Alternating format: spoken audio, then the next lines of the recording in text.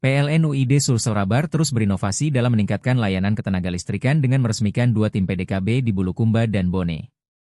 Tim ini bertugas menjaga keandalan jaringan distribusi 20 kafe di wilayah Sulsel-Rabar tanpa perlu mematikan aliran listrik saat pemeliharaan dilakukan. General Manager PLN UID Sulsel-Rabar, MOJ, Andi Acaminoerdin, menyebutkan bahwa dengan tambahan 2 tim baru ini, target pemeliharaan kini meningkat menjadi 5.183 titik.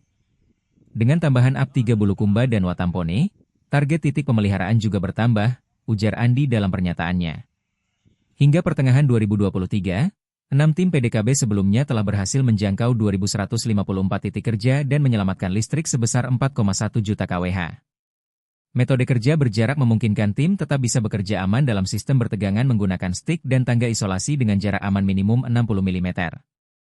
Tim PDKB Bulukumba dan Bone masing-masing terdiri dari 8 personel yang telah mendapat pelatihan intensif untuk mengganti isolator, jumper, hingga trafo tanpa mengganggu pasokan listrik. Dengan adanya PDKB, kami bisa jaga kontinuitas listrik untuk masyarakat tanpa pemadaman, kata salah satu teknisi PDKB Bulukumba, Andi Dede Hafizullah. Download Tribun X sekarang, menghadirkan lokal menjadi Indonesia.